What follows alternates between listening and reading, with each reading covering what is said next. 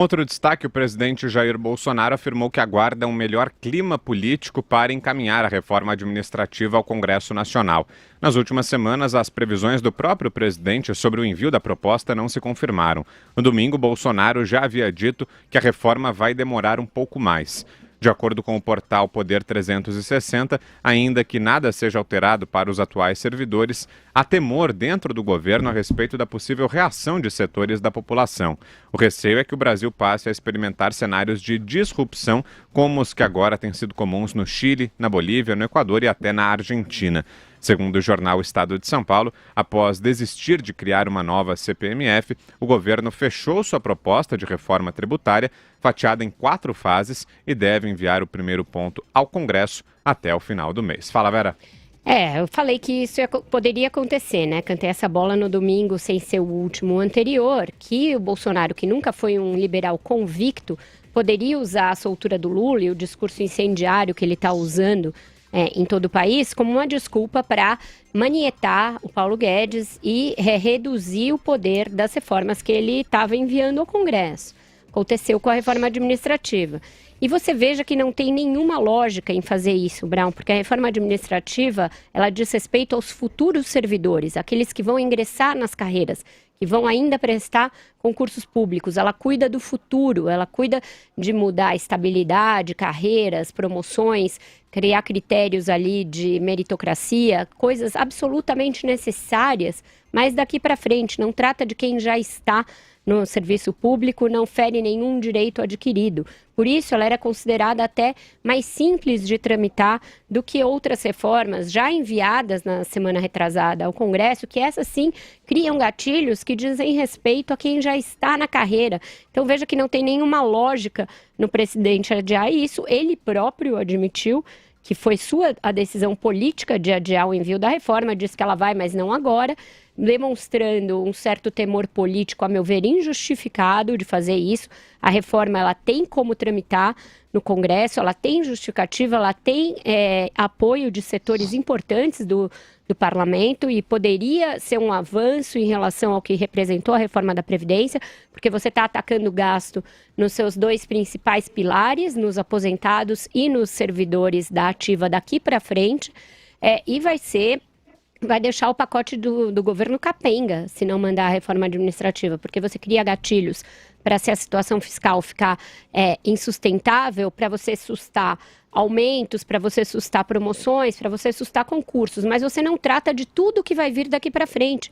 É necessário criar um serviço público novo, mais racional, em que a estabilidade não seja um direito quase divino, mas uma conquista paulatina, gradual, dependente de desempenho, dependente de entrega do servidor. A reforma tinha todo esse condão de criar uma carreira meritocrática no serviço público, em que as carreiras de Estado não tivessem uma discrepância muito grande salarial, inclusive, em relação à iniciativa privada, que aquelas carreiras que são coincidentes na iniciativa privada e no setor público pudessem ter uma contratação por CLT e não por regime jurídico único. Então, tinha uma série de mecanismos necessários para que os governos, não só o federal, mas também os estaduais e municipais, possam gerir a sua folha de pagamento de uma maneira mais racional, mais condizente com os princípios do século XXI.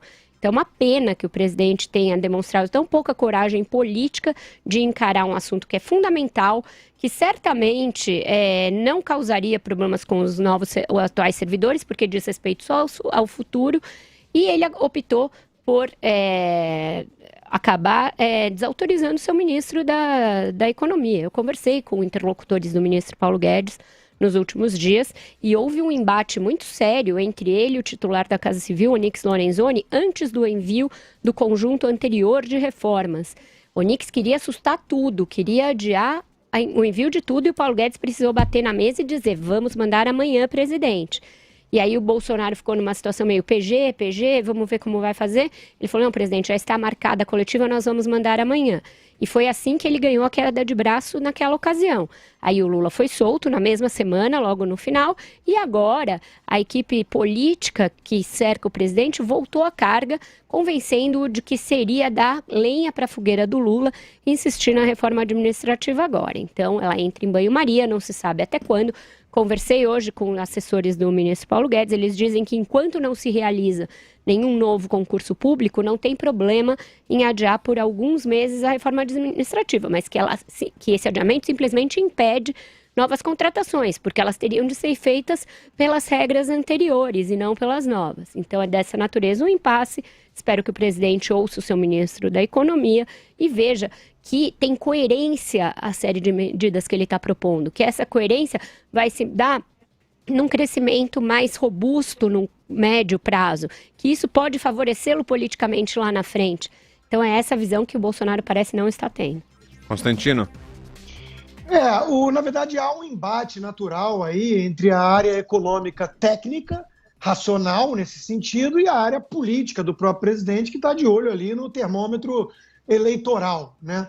E, inclusive, de pressão também política que vai sofrer com uma reforma dessas. Veja, eu não concordo totalmente que a reforma diz respeito apenas a novos servidores. É óbvio que sempre que mexe em direitos, entre aspas, ou privilégios, para usar um termo mais adequado, do serviço público, é óbvio que aquilo que se chama establishment reage, porque está sentindo de alguma forma que vai caminhando a mentalidade de que tem que ir desarmando esses privilégios. Uma das medidas previstas na reforma administrativa era justamente a questão do gatilho ali para crises que aí afeta... Não, essa não é na reforma administrativa, Rodrigo, essa é na que já foi, por isso que eu falei da contradição. Sim, é verdade. Mas o fato é que quando você mexe com estabilidade de emprego e coisas dessa natureza, é óbvio que o servidor público que está nessa bolha protegida das crises que afetam os réis mortais, é óbvio que eles reagem. Não é à toa que o presidente Bolsonaro está reagindo dessa forma. Ele está sentindo exatamente o tipo de conflito e problema que ele vai ter político no Congresso com essas medidas, né? Então não é inócuo, a reforma administrativa não é uma coisa... Se fosse tão diluída assim, impactando tão pouco assim os atuais servidores e tudo mais, realmente não haveria por que não mandar. Mas então, não impacta em nada, ela só diz respeito aos futuros. Isso está no caput da reforma. Foi o próprio Mansueto Almeida que me falou, não estou tirando da minha cabeça. Não, eu estou falando do efeito simbólico das segundas derivadas, ou seja, do que isso representa em termos de mudança de mentalidade do governo e principalmente da equipe econômica em relação ao serviço público. E o que vem por aí, porque concorda que há uma incoerência nisso, Vera? Se a premissa isso aí não impacta nada, mas o presidente não teve coragem de mandar e comprar a briga. Então explica por que compraria briga se não impacta nada. Então, tem nenhum do Rodrigo Maia falando exatamente isso. Não entendi por que segurar justo essa que diz respeito ao futuro, quanto a que diz respeito ao presente já foi mandado e já está no Senado. Essa é a incongruência, era disso que eu estava falando. Justamente que está a falta de nexo da providência do Bolsonaro. Não tem sentido isso que ele está falando. Eu acho que há uma reação política à reforma administrativa vista num pacote inteiro de mentalidade que esse governo tem, por meio do seu ministro Paulo Guedes, que muitos que estão ali sentem-se alvos dessa máquina que pretende reduzir privilégios do setor público. Eu acho que é nesse contexto que o presidente entende que haveria ou haverá algum tipo de reação, não só a essa reforma, como ao Pacto Federativo, como a questão dos municípios, vários pontos delicados que foram colocados e faz parte de um arcabouço mais amplo que o ministro Paulo Guedes e sua equipe têm em mente. Repito, de fato, vocês estariam totalmente certos se é uma coisa que não tem nenhum impacto e mesmo assim o presidente não tem coragem de mandar. Então eu acho que a conclusão não bate com a premissa. Se ele não tem coragem de mandar agora, e se ele fala por que tanta pressa, por que não esperar, é porque ele, que é um animal político e não um animal técnico, como o próprio ministro Paulo Guedes, uma diferença que ele sempre deixou claro, mesmo durante a campanha, né, deixa que o tato e o faro político quem tem sou eu, ele não estaria preocupado com isso. Então, ou vocês estão dizendo que realmente não há nenhum tipo de efeito e ele está fazendo isso por pura picuinha, não faz sentido, ou tem algum tipo de efeito, que é a minha premissa.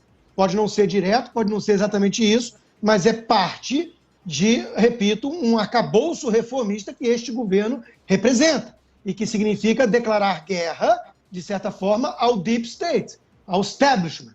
Por isso o establishment reage. Agora, em relação à premissa de que não fazendo esse tipo de coisa, de reforma, pode haver uma confusão nas ruas, lá Chile e tudo mais, eu acho que é justamente o contrário. Eu acabei de falar na pauta anterior que a população está ficando cansada exatamente do establishment. Ou seja, na minha opinião, é o contrário. Se o governo não agir para, de fato, comprar briga com esse vespeiro, né, aí é que a população pode querer ir partir para uma solução à Ucrânia.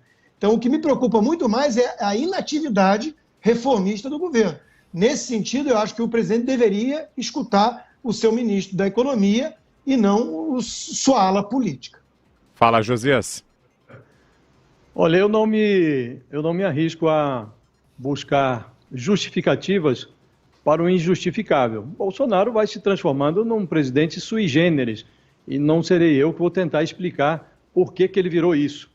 Mas ele cria as confusões, toca fogo no seu próprio partido, depois alega que é preciso aguardar por um clima melhor no Poder Legislativo antes de enviar para o Congresso uma proposta tão relevante como a reforma administrativa. E aí faz uma pergunta como essa: por que tanta pressa? Ora, se o presidente da República não sabe por que a reformulação administrativa do Estado é uma providência urgente, quem conhece o tamanho do problema vai começar a se perguntar por que ele está lá.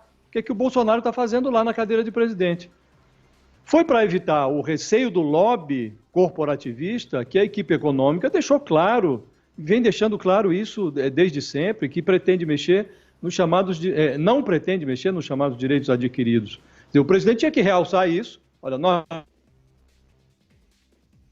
mexer em direitos adquiridos, ou mexer para os servidores que vão entrar na máquina do Estado daqui para frente, tanto não há receio, não há o que temer, e mandar a proposta. Aí ele deixa, agora está insinuando, os auxiliares do presidente estão insinuando que isso pode ficar para 2020. 2020 é ano eleitoral. Qual é a facilidade que o presidente imagina que terá num Congresso em ano eleitoral, quando os parlamentares estão ali divididos entre os afazeres legislativos e os interesses de campanha?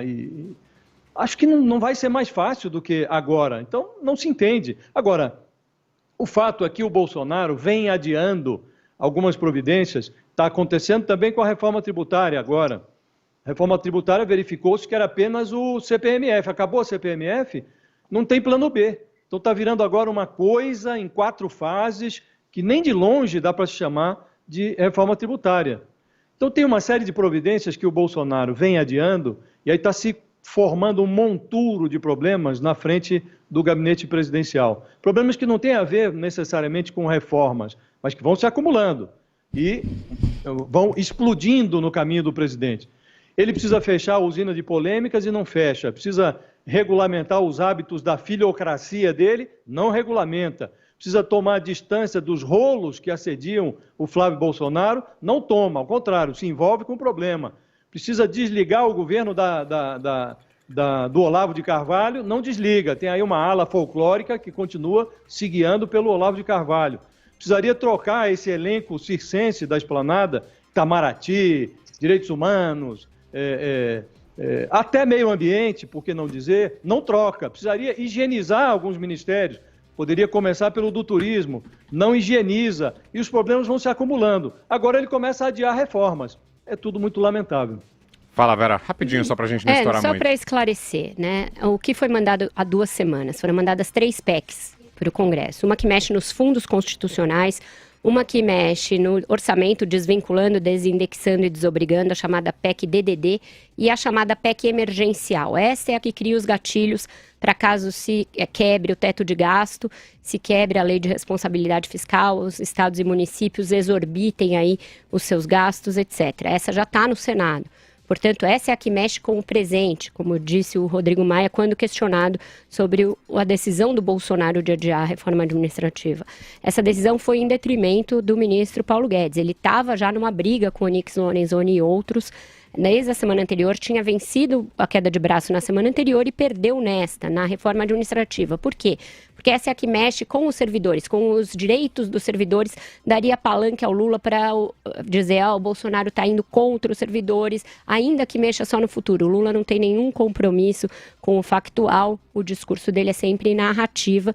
Foi disso que Bolsonaro foi convencido de que a narrativa ficaria muito poderosa, poderia levar os servidores a se insurgirem contra o governo. E por isso a reforma tributária que estava lá no fim da fila está sendo resgatada e voltando para os primeiros lugares. Algo mais, Josias Constantino? Não. Nós falamos a mesma coisa de forma diferente. A narrativa usada pela oposição é exatamente o termômetro político que o Bolsonaro teme. Não é à toa que o Josias também concordou que ano que vem é mais difícil ainda, porque é um ano eleitoral. Era só esse meu ponto. É óbvio que mexer com servidores públicos é sempre um vespeiro político. Era esse meu ponto.